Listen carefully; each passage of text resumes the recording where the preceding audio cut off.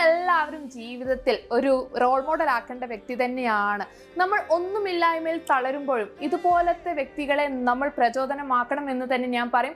So let's welcome Joshi ചേട്ടൻ.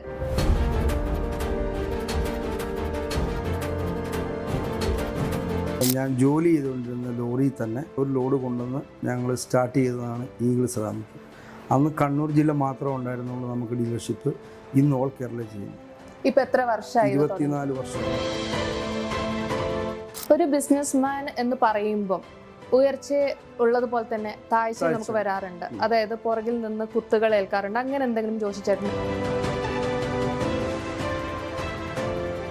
ഇപ്പൊ കുറെ കുട്ടികൾ വഴിതെറ്റി പോകുന്നിടത്ത് ഇവിടെ ഇപ്പൊ ബിസിനസ് നോക്കുന്നിടത്ത് വളരെ പക്വതയോടെ സംസാരിക്കുന്ന ഒരു 20 വയസ്സുകാരൻ. അതാണ് ജോഷി ചേട്ടന്റെ മോനെ വന്നപ്പോൾ എനിക്ക് കാണാൻ വേണ്ടി പറ്റിയത്. സ്വന്തം മകൻ ബിസിനസ് നോക്കി നടത്തുന്നു എന്ന് പറയുന്നത് തന്നെ ഒരുപാട് സന്തോഷം. പക്ഷെ നമ്മുടെ ഇപ്പോഴത്തെ ഒരു തലമുറ സേവിങ്സ് എന്താണോ അല്ലെങ്കിൽ ബിസിനസ് ചെയ്യണമെന്ന് താല്പര്യപ്പെടാത്ത കുട്ടികളാണ്. അവർക്ക് കൊടുക്കാനുള്ള ഒരു ഉപദേശം? അവർക്കല്ല കൊടുക്കാനുള്ളത്, ശരിക്ക് അവരുടെ പേരൻസ് ആണ്. എൻ്റെ ഭാര്യ വീട്ടിൽ 15 മക്കളും, ഒരച്ഛനും അമ്മയ്ക്കും 15 മക്കളാണ്. അതിൽ ഏറ്റവും ഇളയ പെണ്ണാണ് എൻ്റെ വൈഫ്. പണത്തിന് ജീവിതത്തിൽ വലിയൊരു മൂല്യമുണ്ട്. പണം ഉണ്ടെങ്കിൽ കൂടെ ആൾക്കാരുണ്ട്, ഇല്ലെങ്കിൽ ആരുമില്ല എന്നുള്ള തോട്ട് തോന്നിയിട്ടുണ്ടോ? 1 ലക്ഷം രൂപയുടെ ബിസിനസ് ഒരു മാസം ചെയ്താൽ നമുക്ക് 25,000 രൂപയാണ് പ്രോഫിറ്റ് എങ്കിൽ 10,000 രൂപയെ നമ്മൾ ചിലവ് എക്സ്പെൻസ് നിർത്താവും. അല്ലാണ്ട് നമ്മൾ 50,000 എക്സ്പെൻസ് ചിലവാക്കി കഴിഞ്ഞാൽ നമ്മുടെ മുതലിൽ നിന്നാണ് 50,000 ലോസ് വരുന്നത്. ഞങ്ങൾ ശരിക്കും പറഞ്ഞാൽ 4 വർഷം അങ്ങോട്ടായിരുന്നു എനിക്ക് തോന്നുന്നു തിയേറ്ററിൽ പോയിട്ട് സിനിമ കണ്ടിട്ട്. ഏറ്റവും ലാസ്റ്റ് കണ്ട സിനിമ മുന്തിരി വള്ളികൾ തളിർക്കുമ്പോഴാണ്. അപ്പോൾ അത്ര പോലും ഞങ്ങൾ ഇല്ല. സൂസൈഡ് ചെയ്തു, കടം കയറി, അങ്ങനെയൊക്കെ പറഞ്ഞു കേൾക്കാറുണ്ട്. സോ ലൈഫിൽ തോറ്റുപോയി എന്ന് തോന്നുന്ന ബിസിനസ്സുകാരായിക്കോട്ടെ ആരായിക്കോട്ടെ, അവരെ പോലെയുള്ളവർക്ക് ബിസിനസ്മാൻ എന്ന രീതിയിൽ ജോഷി ചേട്ടന് കൊടുക്കാനുള്ളൊരു ഉപദേശം എന്താണ്? This video is powered by eagle ജോറ.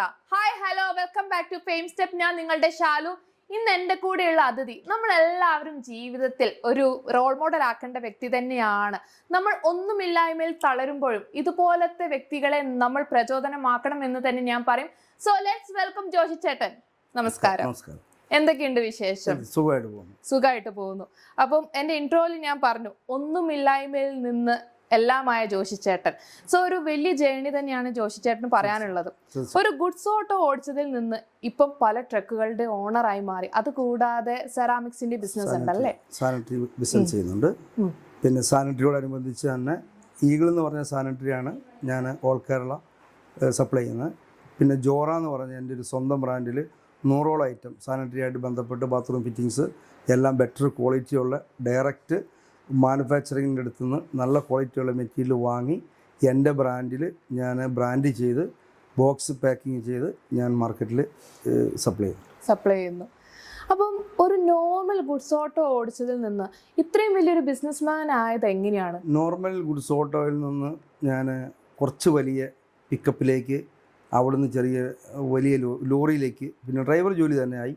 അങ്ങനെ ഒരു സാഹചര്യത്തിൽ ഞാൻ ഗുജറാത്തിൽ പോയ സമയത്ത് വേറൊരു കമ്പനിയിലേക്ക് സാനിറ്ററി ലോഡ് കയറ്റാൻ വേണ്ടി പോയതാണ്. അന്നേരമാണ് ഞാൻ ഈഗിൾ എന്ന് പറഞ്ഞൊരു സാനിറ്ററി വെയർ കമ്പനി ചെന്നുപെട്ടു. അത് കോഴിക്കോടേക്ക് ഒരു കമ്പനിക്ക് പോയതാണ്. അവിടെ ചെന്നപ്പോൾ എനിക്ക് ഞാൻ ചോദിച്ചത്, ഈ സാധനം കണ്ണൂർ ആരെങ്കിലും സപ്ലൈ ഉണ്ടോ എന്ന് ചോദിച്ചപ്പോൾ അറിയുന്നത് ഹിന്ദിയൊന്നും വശമില്ല. അപ്പോൾ അവർ പറഞ്ഞു, ഇല്ല, കണ്ണൂർ ആരും ചെയ്യുന്നില്ല എന്ന് പറഞ്ഞു. അപ്പോൾ ഞാൻ ചോദിച്ചു, എനിക്ക് കണ്ണൂർ തരാൻ താല്പര്യമുണ്ടോ എന്ന് ചോദിച്ചു. അപ്പോൾ പറഞ്ഞു, ആലോചിക്കാം എന്ന് പറഞ്ഞു. അപ്പോൾ ഞാൻ മടങ്ങി വന്നു. അപ്പോൾ എൻ്റെ ഒരു കസിനുണ്ട്, റോയി എന്ന് പറഞ്ഞു. അയാൾക്ക് ഇങ്ങനെ ചെറിയ ചെറിയ ഐറ്റമൊക്കെ സപ്ലൈ ചെയ്യുന്ന പരിപാടിയുണ്ട്. അപ്പോൾ അയാളുമായിട്ട് ഞാൻ സംസാരിച്ചപ്പോൾ അയാൾ പറഞ്ഞു, എന്നാൽ പിന്നെ നീ അടുത്ത പ്രാവശ്യം മുതൽ ഈ ലോറിയുടെ പുറത്ത്, ഈ മറ്റു ലോഡിൻ്റെ പുറത്തൊരു 2 ക്ലോസറ്റ് കയറ്റിയിട്ട് പോവാം, നമുക്ക് ഇവിടുന്ന് വിൽക്കാമെന്ന്. അപ്പോൾ അന്നേരം അതിനെക്കുറിച്ച് ആലോചിച്ചു. പിന്നീട് തോന്നി, നമുക്ക് എന്തുകൊണ്ട് ഇത് ഒരു ലോറിയിൽ ഒരു ട്രക്ക് ഫുള്ളായിട്ട് കൊണ്ടുവന്ന് ചെയ്തുകൂടാം. അങ്ങനെ ഞങ്ങൾ പിറ്റത്തെ ആഴ്ച ഒരു 1 ലക്ഷം രൂപ ഒരാൾ പെരുമ്പാവൂരുള്ള ഒരാളാണ് എനിക്കൊരു 50,000 രൂപ എന്നെ ഹെൽപ്പ് ചെയ്ത്. അത് ആ പൈസയും വാങ്ങി കണ്ണൂരിൽ നിന്ന് എൻ്റെ കസിൻ അയാളും കൂടി 50,000 സംഘടിപ്പിച്ച് 1 ലക്ഷം രൂപയും കൊണ്ട് ഞങ്ങൾ ഗുജറാത്ത് മോർബിയിലേക്ക് ട്രെയിൻ കയറിപ്പോയി. അവിടെ ചെന്ന് ഈ 1 ലക്ഷം രൂപയെ കൊടുത്തിട്ട്, അപ്പം ഞാൻ ജോലി ചെയ്തുകൊണ്ടിരുന്ന ലോറിയിൽ തന്നെ അന്നേരം വേറെ ഡ്രൈവറാണ് വണ്ടി പോയിക്കൊണ്ട്, ഞാൻ ട്രെയിനിന് പോയതുകൊണ്ട് ആ ലോറിയിൽ തന്നെ ഒരു ലോഡ് കൊണ്ടുവന്ന് ഞങ്ങൾ സ്റ്റാർട്ട് ചെയ്തതാണ് ഈഗിൾ സെറാമിക്. അന്ന് കണ്ണൂർ ജില്ല മാത്രമേ ഉണ്ടായിരുന്നുള്ളൂ നമുക്ക് ഡീലർഷിപ്പ്. ഇന്ന് ഓൾ കേരള ചെയ്യുന്നു. ഇപ്പൊ എത്ര വർഷമായി? 24 വർഷമായി. 24. ഞാൻ 24 വർഷങ്ങൾക്കുള്ളിൽ ഈഗിൾ എന്ന് പറഞ്ഞ സാനിറ്ററി വെയർ അല്ലാണ്ട് ഒരുപാട് ബ്രാൻഡുകൾ ചെയ്ത് നോക്കി. ഒന്നും ക്ലിക്കല്ല. അതായത് ഞാൻ ചെയ്തതിൽ ഏറ്റവും നല്ല ബെറ്റർ ക്വാളിറ്റി, ബെറ്റർ പ്രൈസ്, നമുക്ക് ധൈര്യത്തിൽ നമ്മുടെ 24 വർഷത്തെ അനുഭവമാണ് അതിൻ്റെ ഗ്യാരണ്ടി. ആൾ ചോദിക്കും എത്ര വർഷം ഇത് ഗ്യാരണ്ടി ഉണ്ട്? അപ്പോൾ ഇപ്പോഴും കമ്പനി 10 വർഷം തരുന്നുണ്ട്, ഞങ്ങളും 10 വർഷം പറയുന്നുണ്ട്. 10 വർഷം നമ്മുടെ അനുഭവമാണ്, 24 വർഷത്തെ അനുഭവമാണ് അതിൻ്റെ ക്വാളിറ്റി, ബെറ്റർ ക്വാളിറ്റി. ആൾ ഏറ്റെടുത്തു. കണ്ണൂർ, കോഴിക്കോട്, വയനാട് അത്യാവശ്യം നല്ലോണം സപ്ലൈ ചെയ്യാൻ തുടങ്ങിയപ്പം കമ്പനിക്ക് തോന്നി. അവർ ഓരോ ജില്ലയും ഡിസ്ട്രിബ്യൂട്ടർ ഉണ്ടായിരുന്നു, കോഴിക്കോട്, എറണാകുളത്തൊക്കെ ഉണ്ടായിരുന്നു. എൻ്റെ സെയിൽ കണ്ടിട്ട് അവർ ഓരോ ഡിസ്ട്രിക്റ്റും മെല്ലെ അവരെയൊക്കെ ഒഴിവാക്കി എനിക്ക് ഡയറക്റ്റ് ഇപ്പോൾ ഓൾ കേരള ഞാൻ ചെയ്യുന്നു. 10 വർഷമായിട്ട് ഓൾ കേരള എറണാകുളത്തോട്ട് ഇപ്പോൾ കണ്ണൂരുണ്ട്, ഞങ്ങൾ ഒന്നിച്ച് ചെയ്യുന്നു. അതെ, ഇതിൽ നിന്ന് ഞാൻ മനസ്സിലാക്കിയ കേസ് റിസ്ക് എടുത്തവരെ ജീവിതത്തിൽ ജയിച്ചിട്ടുള്ളൂ.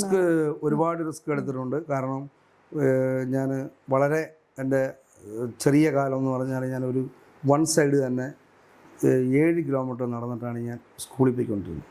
അപ്പോൾ up and down 14 kilometre Kannur ജില്ലയുടെ ഒരു മലയോര ഗ്രാമത്തിൽ വളരെ ദാരിദ്ര്യത്തിൽപ്പെട്ട ഒരു കുടുംബത്തിൽ ജനിച്ചു വളർന്ന മൂത്തമാനാണ്.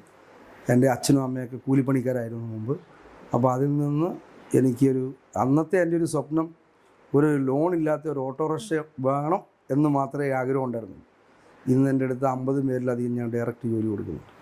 50 ആൾക്ക് 50 മേലെ ഉണ്ട്. ഡയറക്റ്റ് 50 പേര്, അതിൽ കൂടുതൽ ആൾക്കാർക്ക് ജോലി കൊടുക്കുന്നുണ്ട്. ഇനി അത് പറ്റുമെങ്കിൽ അത് 100 ആക്കണമെന്നാണ് എൻ്റെ ആഗ്രഹം, അതിയായൊരു ആഗ്രഹം. അത് വളരെ നല്ല കാര്യമാണ്. 100 പേർക്കെങ്കിലും ജോലി കൊടുക്കാൻ പറ്റണമെന്നുള്ളതാണ്. പിന്നെ ആ സാനിറ്ററി ഈഗിൾ എന്ന് പറഞ്ഞ് ഞാൻ ചെയ്യുന്ന ബ്രാൻഡാണെങ്കിലും അത് ഗുജറാത്തിലുള്ളൊരു കമ്പനി, 25 വർഷമായിട്ട് ഉള്ളൊരു കമ്പനിയാണ്. പിന്നെ എനിക്ക് തോന്നി അവരുടെ ബ്രാൻഡിൽ എനിക്ക് വേറെ ഐറ്റങ്ങളൊന്നും ചെയ്യാൻ പറ്റില്ല. അപ്പം ഞാൻ തന്നെ ഒരു പേര് കണ്ടുപിടിച്ചിട്ട് ഈ ജോഷി എന്നുള്ളതിൻ്റെ ജെയും അങ്ങനെ പരിധി ഞാൻ ഒരു ഇറ്റാലിയൻ പേരാണ് ജോറ എന്ന് പറഞ്ഞാൽ വളർച്ച എന്നുള്ളതാണ് അതിൻ്റെ മീനിങ് എന്നാണ് മനസ്സിലാക്കിയത്. അതിൽ നിന്ന് ജോറ എന്ന് പറഞ്ഞ പേര് ഞാൻ ട്രേഡ് മാർക്ക് ചെയ്തിട്ട് അതിലൊരു 100-ലധികം ഐറ്റം ഇപ്പം ഞാൻ സപ്ലൈ ഉണ്ട്, കേരള സപ്ലൈ ഉണ്ട്. ഒരു ബിസിനസ്മാൻ എന്ന് പറയുമ്പം ഉയർച്ച ഉള്ളതുപോലെ തന്നെ താഴ്ച നമുക്ക് വരാറുണ്ട്. അതായത് പുറകിൽ നിന്ന് കുത്തുകൾ ഏൽക്കാറുണ്ട്. അങ്ങനെ എന്തെങ്കിലും ജോഷി ചേട്ടൻ? ഇല്ല, എനിക്ക് അങ്ങനെ ഞാൻ അങ്ങനെ ആരോടും കുസ്തി പിടിക്കാൻ ഈ ഫീൽഡിൽ പോയിട്ടില്ല. പക്ഷെ എനിക്ക് അങ്ങനെ ഒരു ബുദ്ധിമുട്ട് വന്നിട്ടില്ല. ആരും എന്നെ തളർത്താനൊന്നും നോക്കിയിട്ടില്ല. പിന്നെ അങ്ങനെ പക്ഷെ എങ്കിലും ഞാൻ ഈ സാനിറ്ററിയിൽ ഇത്ര ഫേമസ് ആണെങ്കിലും ഞാൻ എൻ്റെ ട്രക്ക് ആ ലോറി വ്യവസായം ഇന്ന് ഞാൻ സംരക്ഷിക്കുന്നു. അപ്പോൾ ഇന്നും എനിക്ക് 10 ട്രക്കുണ്ട്. എല്ലാം കണ്ടെയ്നർ വണ്ടിയാണ്. കേരളത്തിൽ നിന്ന് ഗുജറാത്തിലേക്ക് ഞാൻ അപ്പോളോ ടയറിനാണ് സർവീസ് നടത്തുന്നത്. തൃശ്ശൂരിൽ നിന്ന് അവർക്ക് അറ്റാച്ചാണ്. അവരുടെ ലോഡ് മാത്രം ടയർ ഇവിടെ നിന്ന് മാനുഫാക്ചർ ചെയ്യുന്ന ടയർ ഗുജറാത്തിലേക്ക് കൊണ്ടുപോകും. ഗുജറാത്തിൽ നിന്ന് അവർക്ക് ടയർ ഉണ്ടാക്കേണ്ട മെറ്റീരിയൽ തിരിച്ചു കൊണ്ടുവരും. പിന്നെ നമുക്ക് നമ്മുടെ കാര്യം, നമ്മുടെ കച്ചവടം, വേറൊരാളുടെ അവരുടെ മെറ്റീരിയൽ മോശമാണെന്നോ അവരുടെ ബ്രാൻഡ് മോശമാണെന്നോ നമ്മൾ അവകാശപ്പെടാനോ ഒരു ബ്രാൻഡിനെ കുറ്റപ്പെടുത്തിയിട്ട് ഒരു ബ്രാൻഡിനെ പറയാനും പാടില്ലല്ലോ. ഞാൻ എൻ്റെ സാധനം കാക്കയ്ക്ക് തൻകുഞ്ഞ് പൊൻകുഞ്ഞെന്നല്ലേ, അത് എന്തായാലും നല്ല രീതിയിൽ പോകുന്നു. 24 വർഷമായി, 25 വർഷമായി കമ്പനി തുടങ്ങിയിട്ട്. ആ 24 വർഷമായിട്ട് ഞാൻ തന്നെയാണ് ചെയ്തുകൊണ്ടിരിക്കുന്നത്. അന്ന് കണ്ണൂർ മാത്രമേ ഉണ്ടായിരുന്നുള്ളൂ. പിന്നെ ഇന്ന് ഓൾ കേരള. പിന്നെ തമിഴ്നാട്, ഞാൻ ഊട്ടി, ഗൂഡല്ലൂർ, അങ്ങനത്തെ കേരളത്തിന് ചുറ്റുകിടക്കുന്ന ഏരിയയിലും സപ്ലൈ ഉണ്ട്. അധികം താമസിക്കാണ്ട് കോയമ്പത്തൂരും സ്റ്റാർട്ട് ചെയ്യും. ഒരു 3 മാസം കൊണ്ട് കോയമ്പത്തൂരും കൂടെ സ്റ്റാർട്ട് ചെയ്യാനാണ് കമ്പനി പറഞ്ഞിരിക്കുന്നത്. തമിഴ്നാടിൻ്റെ കുറച്ച് ഏരിയ പകുതി ഭാഗം 2-3 മാസത്തിനുള്ളിൽ സ്റ്റാർട്ട് ചെയ്യും. ഈ ബ്രാൻഡ് തന്നെ, ഈഗിൾ തന്നെ. കർണാടകത്തിൽ നിലവിൽ സപ്ലൈ ഉണ്ട്. മംഗലാപുരം, കേരളത്തിനോട് കാസർഗോഡിനോട് അടുത്ത് കിടക്കുന്ന ആ ബോർഡർ ഉണ്ടല്ലോ, ബോർഡർ ഏരിയയിൽ സപ്ലൈ ഉണ്ട്, ഇപ്പോഴും ഉണ്ട്. അപ്പോൾ ഒരു പുരുഷന്റെ വിജയത്തിന് പിന്നെ സ്ത്രീ എന്ന് പറയുന്നത് പോലെ ഒരു സ്ത്രീ എൻ്റെ വൈഫ് തന്നെയാണ്. തീർച്ചയായിട്ടും. അതേപോലെ തന്നെ എൻ്റെ കൂട്ടത്തിൽ പിന്നെ വേറൊരു ചെറുപ്പത്തിൽ വന്നൊരു കസിൻ ഉണ്ടായിരുന്നു, ജിൻഡോ എന്ന് പറഞ്ഞ്. അദ്ദേഹം എന്നെ ഒരുപാട് ഹെൽപ്പ് ഇപ്പോഴും ഉണ്ട്. 18 വർഷമായി. അയാൾ ഇന്ന് എൻ്റെ അടുത്ത് ജോലി ചെയ്യുന്നുണ്ട്. അയാൾ എൻ്റെ ഹെൽപ്പുണ്ട്. പിന്നെ മക്കള്, എൻ്റെ മോനാണ് ഇപ്പോൾ അത്യാവശ്യം കാര്യങ്ങളൊക്കെ കൈകാര്യം ചെയ്യുന്നത്. അവന് 20 വയസ്സായി. ഞാൻ BBAക്കാണ് പഠിക്കുന്നത്. MBA വിജയിക്കണമെന്നാണ് ആഗ്രഹം. BBA കഴിയാനായി. BBAക്ക് ഫസ്റ്റ് റാങ്കാണ്. രണ്ട് സെമസ്റ്ററിലും ഫസ്റ്റാണ്. 3ാമത്തെ കഴിഞ്ഞാൽ കഴിഞ്ഞു. ബിസിനസ്സിലേക്ക് എന്നെ കൊണ്ടുവരണമെന്നാണ് ആഗ്രഹം. അതുകൊണ്ടാണ് MBA. മെഡിസിൻ ഓണായിരുന്നു മൂപ്പർക്ക് താല്പര്യം. പക്ഷേ അന്നേരത്തെ ഒരു സാഹചര്യം എനിക്കൊരു ഇത് വന്നായിരുന്നു. അങ്ങനെ ഒരു അസുഖം വന്നതുകൊണ്ട് പിന്നെ അവന് പോകാൻ പറ്റിയില്ല, വിടാൻ പറ്റിയില്ല. അപ്പോൾ വീട്ടിൽ ആളില്ലാതെ ബുദ്ധിമുട്ട് വന്നു. പിന്നെ ഇനി മെഡിസിൻ പറ്റിയില്ലെങ്കിൽ MBA ചെയ്യട്ടെ, ഇത്ര ആക്കി വെച്ചില്ലേ, ഇതിൻ്റെ ബാക്കി നോക്കട്ടെ. അതെ, ഒരു ബിസിനസ്മാൻ എന്ന് പറയുമ്പം ഇപ്പോഴത്തെ ജനറേഷനിലെ കുട്ടികൾ ഇപ്പോൾ സ്വന്തം മകൻ ബിസിനസ് നോക്കി നടത്തുന്നു എന്ന് പറയുന്നത് തന്നെ ഒരുപാട് സന്തോഷം. പക്ഷെ നമ്മുടെ ഇപ്പോഴത്തെ ഒരു തലമുറ സേവിങ്സ് എന്താണോ അല്ലെങ്കിൽ ബിസിനസ് ചെയ്യണമെന്ന് താല്പര്യപ്പെടാത്ത കുട്ടികളാണ്. അവർക്ക് കൊടുക്കാനുള്ള ഒരു ഉപദേശം, അവർക്ക് കൊടുക്കാനുള്ള ഉദ്ദേശം ഒന്ന് അവർക്കല്ല കൊടുക്കാനുള്ളത്, ശരിക്ക് അവരുടെ പേരൻസിന് കൊടുക്കണം. കാരണം പേരൻസ് എങ്ങനെയാണ് മക്കളുമായിട്ട് റിലേഷൻ ഉണ്ടാക്കുക, അതനുസരിച്ചിരിക്കും അവരുടെ വർക്കും അവരുടെ മുന്നോട്ടുള്ള പോക്കും. അല്ലാണ്ട് നമ്മൾ കുട്ടികളുണ്ടെന്ന് പറഞ്ഞിട്ട് കാര്യമില്ല, അവരെ അതേപോലെ ശ്രദ്ധിക്കുകയും അവരുമായിട്ട് കൂടുതൽ ഇടപഴകുകയും ചെയ്യുമ്പോഴാണ് നമ്മുടെ ബുദ്ധിമുട്ടുകളും പ്രശ്നങ്ങളും നമ്മൾ ഹാർഡ് വർക്ക് ചെയ്യുന്നുണ്ടെന്ന് അവർക്ക് ബോധ്യപ്പെടുക. ആ ബോധ്യം വന്നു കഴിയുമ്പം അവർ നമ്മളോട് 100% ആത്മാർത്ഥത പുലർത്തും, ഒരു വഴി തെറ്റിയും പോവുകയില്ല. അന്നാണ് എൻ്റെ അനുഭവം. അവർ വഴി തെറ്റി പോവില്ല. പക്ഷേ നമ്മൾ അവരുമായിട്ട് നല്ല റിലേഷൻ ഉണ്ടാവണം. റിലേഷൻ ഇല്ലെങ്കിൽ എല്ലാം പോയി. എല്ലാം തുറന്ന് സംസാരിക്കാനുള്ള ഫ്രീഡം അവർക്കും കൊടുക്കണം. അവർ നമ്മുടെ ബുദ്ധിമുട്ടും കഷ്ടപ്പാടുകളും മനസ്സിലാക്കുകയും ചെയ്യണം. അന്നേരം അവർ ഓട്ടോമാറ്റിക്കായിട്ട് ഈ പാതയിലേക്ക് തന്നെ വരും, എവിടെയും പോകല. ഇല്ല. അപ്പൊ ജോഷി ചേട്ടൻ സ്ട്രിക്റ്റ് പാരന്റ് ആണോ അതോ മക്കൾക്കൊരു ഫ്രണ്ടാണോ? ഫ്രണ്ടാണ്. സ്ട്രിക്റ്റുമാണ്, രണ്ടുമാണ്. എവിടെയും പോകല. അങ്ങനെയല്ല, അവർക്ക് അങ്ങനെ വീട്, എൻ്റെ വൈഫായാലും പിന്നെ പുറത്ത് പോയി കറങ്ങുക, അല്ലെങ്കിൽ പുറത്ത് പോവുക, ഡെയിലി പോയിട്ട് പുറത്തുനിന്ന് ഫുഡ് കഴിക്കുക. ഞങ്ങൾ ഒരു ഫുഡും പുറത്തുനിന്ന് വാങ്ങി കഴിക്കാറില്ല. വളരെ അപൂർവം, ഒന്നില്ലെന്ന് തന്നെ പറയാം. ഞങ്ങൾ വീട്ടിൽ തന്നെയാണ് എല്ലാ ഫുഡും. അത്രയും നല്ല ഷെഫാണ് വൈഫ്. അത് നല്ല ഷെഫാണ് വൈഫ്. എല്ലാ ഫുഡും കഴിയാറുണ്ട്. ഫുഡിൽ നല്ല വൈഫ് അച്ചാറൊക്കെ ഉണ്ടാക്കിയിട്ട് പിന്നെ പുറത്തേക്ക്, അതായത് ഓസ്ട്രേലിയ, കാനഡയ്ക്കെല്ലാം ബീഫ് അച്ചാർ, മീനൊക്കെ പോകുന്ന ആൾക്കാർക്ക് 5 കിലോ 10 കിലോ എല്ലാം ഉണ്ടാക്കി കൊടുക്കുന്നുണ്ട്. അവളുടെ രീതിയിൽ സമ്പാദിക്കില്ലെങ്കിലും ചെയ്യുന്നുണ്ട്. അതെ. അപ്പം നിങ്ങൾ കുടുംബപരമായിട്ടൊരു ബിസിനസ് സ്ട്രാറ്റജിയുള്ള ഫാമിലിയാണ്. അല്ല, ഇനി അത് മക്കൾക്ക് അങ്ങനെ ആഗ്രഹം ഉണ്ടാവണമല്ലോ, ഉണ്ടായാലേ മുന്നോട്ട് പോവുള്ളൂ. അപ്പൊ നമ്മള് സമ്പാദിക്കുമ്പോ കുടുംബവും നോക്കാൻ ജോഷി ചേട്ടൻ മറന്നിട്ടില്ല. അതുകൊണ്ട് നല്ലൊരു മക്കളെ തന്നെയാണ് കിട്ടിയെന്ന് പറയാൻ പറ്റും. കുടുംബമാണല്ലോ നമ്മുടെ അടിത്തറ. കുടുംബത്തിനെ ബേസ് ചെയ്തിട്ടാണ് നമ്മുടെ കാര്യങ്ങളെല്ലാം മുന്നോട്ട് പോകുന്നത്. അതെ. അപ്പം വളരെ ദാരിദ്ര്യം ഉള്ളൊരു കുടുംബത്തിൽ ജനിച്ചു എന്ന് പറഞ്ഞു. അപ്പം ഇങ്ങനെ ബിസിനസ് സക്സസ് ആയി വന്നപ്പോൾ പാരൻസ് അന്ന് എന്തായിരുന്നു? ജോഷി ചേട്ടൻ്റെ പാരൻസിൻ്റെ ആ ഒരു പ്രൗഡ് മൂമെന്റ്സ് എന്തായിരുന്നു? പാരൻസ് ഇപ്പോഴും എന്നോട്, ഞങ്ങൾ അവരുമായിട്ട് നല്ല സഹകരണത്തിലാണ്. അല്ലെങ്കിൽ എനിക്ക് എൻ്റെ അപ്പനും അമ്മയ്ക്കും 3 മക്കളാണ്. ഞാൻ മൂത്ത ആൾ, എൻ്റെ ഇളയത് ഒരു സിസ്റ്ററാണ്. അവൾ ഇന്തോനേഷ്യയിലുള്ള കന്യാസ്ത്രീയാണ്. ഞാൻ അനിയനുണ്ട്, അവൻ വിദേശത്താണ് ഉള്ളത്. കുഴപ്പമൊന്നുമില്ല, എല്ലാവരുമായിട്ട് നല്ല രീതിയിൽ പോകുന്നു. പിന്നെ എൻ്റെ ഭാര്യ വീട്ടിൽ 15 മക്കളാണ്. ഒരച്ഛനും അമ്മയ്ക്കും 15 മക്കളാണ്. അതിൽ ഏറ്റവും ഇളയ പെണ്ണാണ് എൻ്റെ വൈഫ്. അപ്പോൾ അതുകൊണ്ട് പിന്നെ വേറെ ആണുങ്ങൾ 10 മക്കളും പെണ്ണുങ്ങൾ 5 മക്കളും. ഒരച്ഛനും അമ്മയ്ക്കും 15 മക്കളാണ്. അച്ഛൻ ഇല്ല, അമ്മ ഇപ്പോഴും ജീവിച്ചിട്ടുണ്ട്, ഒരു കുഴപ്പമില്ല, ഉഷാറാണ്. ഞാനിതുവരെ കേൾക്കാത്തൊരു എൻ്റെ ജീവിതം ശരിക്കും ഒരു ട്രാജഡി തന്നെയാണ്. കാരണം ഞാൻ ഒരിക്കലും ഇങ്ങനെ എത്തും എന്നുള്ളത് എനിക്കൊരു സ്വപ്നത്തിൽ പോലും ഞാൻ വിചാരിച്ചിട്ടില്ല. പിന്നെ നമ്മൾ എടുക്കുന്ന ജോലിയോട് 100% ആത്മാർത്ഥത, സത്യസന്ധത, അത് ഏതൊരാളുടെയും വിജയത്തിൻ്റെ പിന്നിൽ ആത്മാർത്ഥതയും സത്യസന്ധതയാണ്. നല്ല എഫേർട്ടും ഉണ്ട്. എന്നിട്ട് ശരിക്കും പറഞ്ഞാൽ നമുക്ക് ഉറങ്ങാത്ത എത്രയോ ദിവസങ്ങൾ ഉറങ്ങാണ്ട് രാത്രിയും ഇന്നും ഞാൻ എൻ്റെ ഒറ്റ ബെൽ റിങ്ങിന് എനിക്ക് രാത്രി ഫോൺ എടുക്കേണ്ട അവസ്ഥയാണ്. കാരണം ഈ ട്രാൻസ്പോർട്ട് സർവീസ് ഉള്ളതുകൊണ്ട് തലക്ക് തന്നെ ഫോൺ ഉണ്ടാവും. അപ്പോൾ ഏത് രാത്രിയും ചിലപ്പം ഉറങ്ങാണ്ടിരിക്കേണ്ടി വരും. എണീറ്റിരിക്കേണ്ട വന്നില്ലെങ്കിലും ഫോൺ അറ്റൻഡ് ചെയ്യേണ്ടി വരും. അങ്ങനെ ഒരുപാട് ബുദ്ധിമുട്ടുകളുണ്ട്. പക്ഷെ എന്നാലും അതിലേക്ക് അതിജീവിച്ച് മുന്നോട്ട് പോകുന്നു. ഒന്നിനും തോറ്റു കൊടുക്കൂല. അപ്പോൾ ഈ ബിസിനസ് സ്റ്റാർട്ട് ചെയ്യുന്നതിന്റെ മുമ്പേ ഇങ്ങനെ ഗുഡ്സ് ഓട്ടോ ഓടിച്ച സമയത്തൊക്കെ ഭയങ്കരമായിട്ട് വിഷമം തോന്നിയിട്ടുണ്ടോ? എവിടെ എത്താൻ പറ്റാത്ത?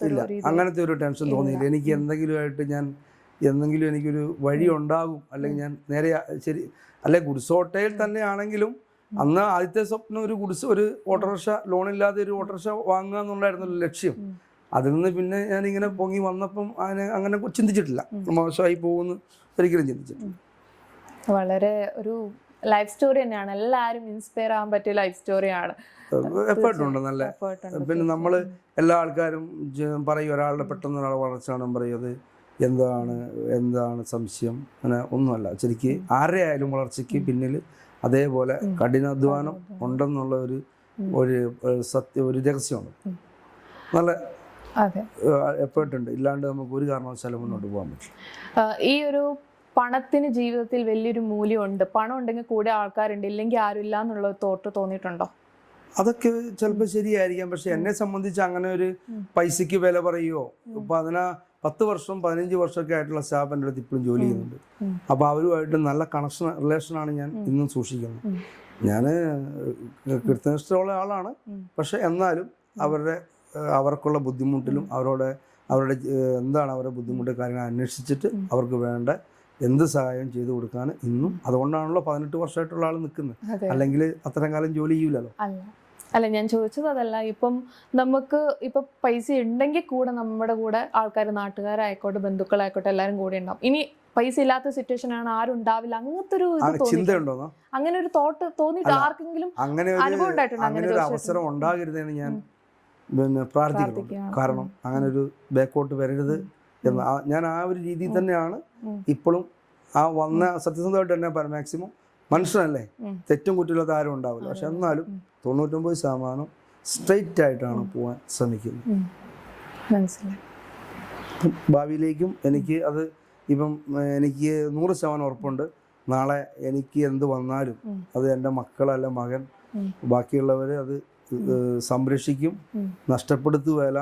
ഞാൻ അധ്വാനിച്ച് ഉണ്ടാക്കിയതൊന്നും പോവില്ല എന്ന് 100% ബോധ്യമുണ്ട്. അത് ഞാൻ വന്നപ്പോൾ തന്നെ മോന്റെ ഡീലിംഗ് കണ്ടപ്പോൾ മനസ്സിലായി. കാരണം അത് എനിക്ക് വിശ്വസിക്കാൻ പ്രയാസം, 20 വയസ്സായെന്നൊക്കെ പറയുമ്പം. കാരണം ഇപ്പൊ കുറെ കുട്ടികൾ വഴിതെറ്റി പോകുന്നിടത്ത് ഇവിടെ ഇപ്പൊ ബിസിനസ് നോക്കുന്നിടത്ത് വളരെ പക്വതയോടെ സംസാരിക്കുന്ന ഒരു 20 വയസ്സുകാരൻ. അതാണ് ജോഷി ചേട്ടന്റെ മോനെ വന്നപ്പോൾ എനിക്ക് കാണാൻ വേണ്ടി പറ്റിയത്.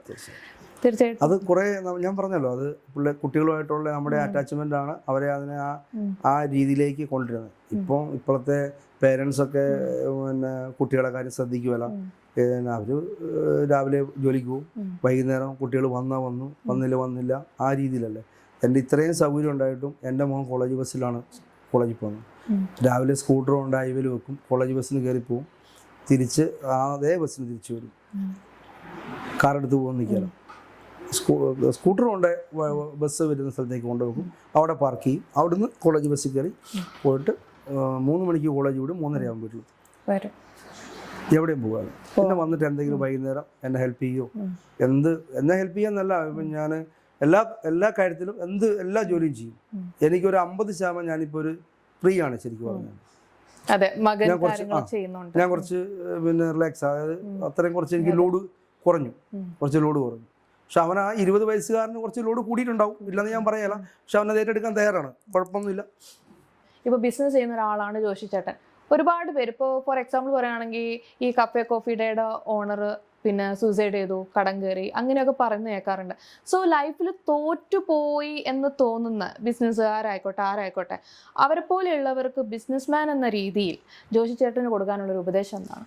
അങ്ങനെ ഉപദേശം എന്ന് പറഞ്ഞാൽ, നമുക്ക് വരുന്ന ഫണ്ട്, ഈ ബിസിനസ് ചെയ്ത് കിട്ടുന്ന പ്രോഫിറ്റ് ഉണ്ടല്ലോ, അത് നമ്മൾ ദുരുപയോഗം ചെയ്താണ്ടിരിക്കുവാണെങ്കിൽ നമുക്ക് ഈ ഒരു ബിസിനസ്സിലും പരാജയം വരികയില്ല. ഒരു ഹോട്ടൽ നടത്തുന്ന, ഒരു ചെറിയ ചായക്കട നടത്തുന്ന ആളാണെങ്കിലും 100 ചായ ദിവസം വിറ്റ് കഴിഞ്ഞാൽ അന്നത്തെ വരുമാനം 1000 രൂപയാണ്. ഇന്നൊരു ചായക്ക് 10 രൂപ കൂട്ടിയാൽ തന്നെ അതിനകത്ത് നിന്ന് അയാളുടെ പ്രോഫിറ്റ് എത്രയായിരിക്കും? ലാഭം 250 രൂപയുണ്ടാവും. 750 രൂപ അയാൾക്ക് ചിലവായിരിക്കും. മറ്റ് റെൻറ്റിൽ കണക്ക് കൂട്ടണം, പാലിൽ പൈസ പോകും, പഞ്ചസാര വേണം, ചായപ്പൊടി വേണം. ഇതെല്ലാം കഴിഞ്ഞിട്ട് അയാളുടെ പ്രോഫിറ്റ് എന്ന് പറഞ്ഞത് 250 രൂപയുള്ളൂ. ആ 250 രൂപയിൽ 150 ചിലവാക്കാവും.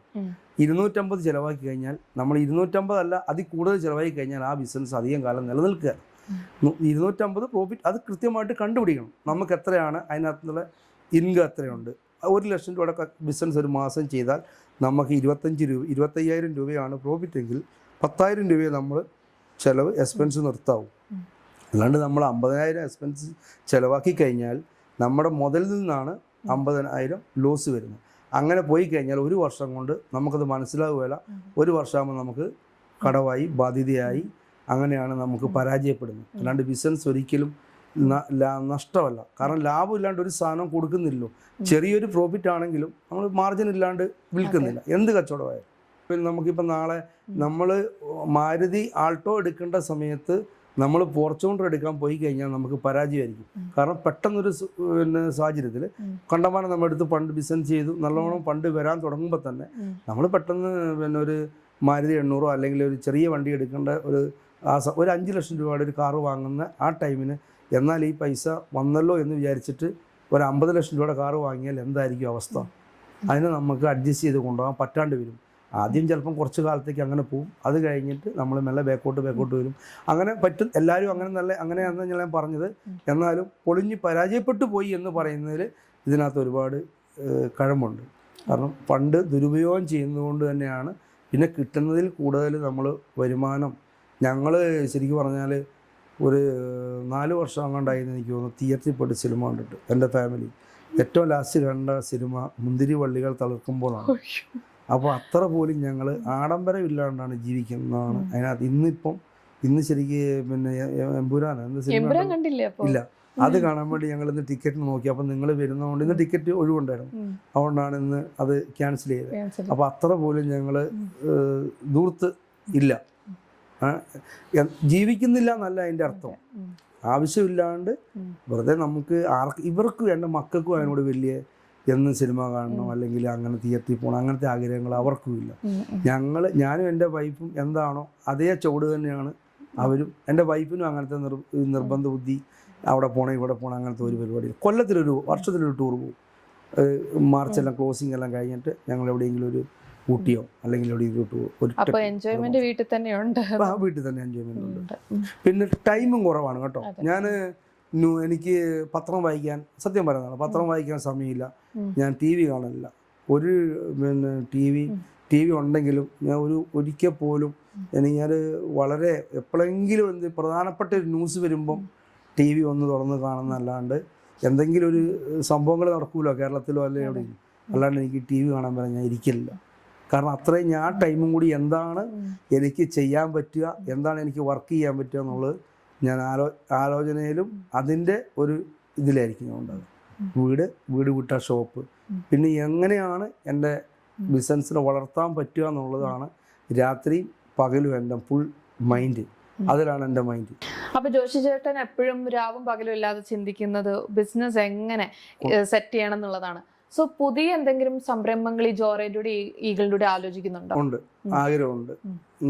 എനിക്ക് ഒരു പറ്റുമെങ്കിൽ ഒരു വർഷം കൊണ്ട് എനിക്ക് ഈ inner wear ladies and gents അത് ബ്രാൻഡ് ചെയ്യണമെന്ന് ഒരാഗ്രഹമുണ്ട്.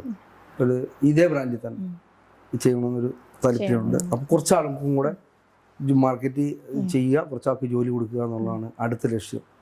എൻ്റെ ആഗ്രഹമാണ്. അത് മനുഷ്യൻ്റെ കാര്യമല്ലേ, ഒന്നും സംഭവിച്ചില്ലെങ്കിൽ അത് മുന്നോട്ട് അങ്ങനെ തന്നെ ചെയ്യണമെന്നൊരു ഐഡിയ പ്ലാൻ ചെയ്യുന്നുണ്ട്.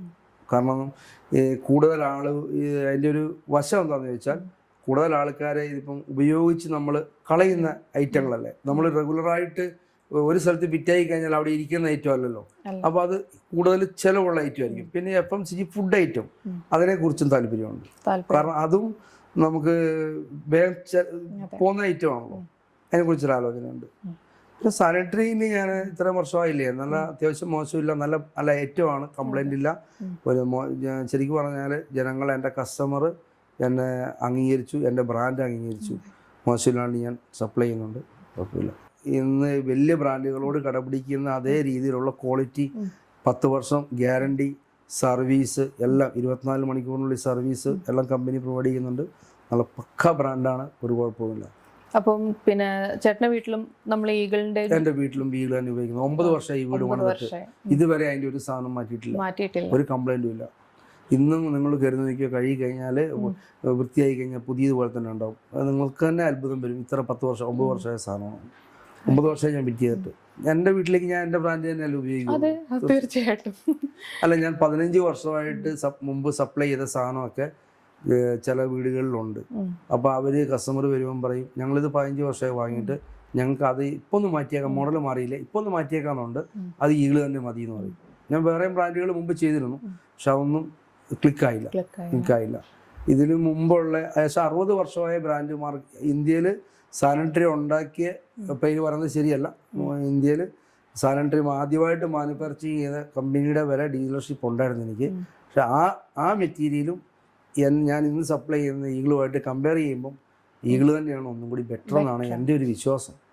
അപ്പോൾ ജോഷി ചേട്ടാ, ഈ ഒരു വളർച്ച അംഗീകരിക്കാത്ത, തളർച്ച മാത്രം അംഗീകരിക്കുന്ന ഒരു സൊസൈറ്റിയിലാണ് നമ്മൾ ജീവിച്ചു പോരുന്നത്. അപ്പം സാധാരണക്കാരനിൽ നിന്ന് ഒരു ബിസിനസ്മാൻ ആയപ്പം ആ വളർച്ച പിന്നെ അംഗീകരിക്കാത്ത കുറേ പേര് ജീവിതത്തിൽ ഉണ്ടായിട്ടില്ലേ? ഉണ്ട്. ഒരുപാട് ആൾക്കാർ പെട്ടെന്ന് അങ്ങോട്ട് അംഗീകരിക്കാൻ ബുദ്ധിമുട്ടുള്ള ആൾക്കാരുണ്ട്. പക്ഷെ എന്നാലും ഒരു വിഭാഗം 30% അംഗീകരിക്കുന്നുണ്ട്, 70% ആൾക്കാരും അംഗീകരിക്കാൻ ബുദ്ധിമുട്ടുള്ള അവർ തന്നെയാണ്. അതിൽ സംശയമില്ല. അത് പെട്ടെന്ന് സുഹൃത്തുക്കൾ എല്ലാവരും എന്ന് പറയാൻ പറ്റില്ല. സുഹൃത്തുക്കളും ഉണ്ട്, കൂടെ ജോലി ചെയ്തവരുണ്ട്, എന്നാലും അംഗീകരിക്കുന്ന ആൾക്കാരും ഉണ്ട്. അത് സമൂഹം അങ്ങനെയാണല്ലോ. പ്രത്യേകിച്ച് നമ്മുടെ സമൂഹത്തിലെ അവസ്ഥ, എല്ലാവരും ഒരാൾ പെട്ടെന്ന് ഉയരുമ്പോൾ അത് ഒരു അംഗീകരിക്കാൻ ബുദ്ധിമുട്ടുള്ള ആൾക്കാരുണ്ടാവുമല്ലോ. പിന്നെ പല ആരോപണങ്ങളും ഉണ്ട്. ചില ആൾക്കാർ പറയും എന്തോ നീതി കിട്ടിയതാ, അല്ലെങ്കിൽ കള്ളക്കടത്ത എന്നൊക്കെ അങ്ങനെ പറയുന്ന ആൾക്കാരും ഉണ്ട്. അങ്ങനെ ഒരു സമയത്ത് പറഞ്ഞിരുന്നു കേട്ടോ. അങ്ങനെ പറഞ്ഞ ആൾക്കാർ ഒന്നുമില്ല.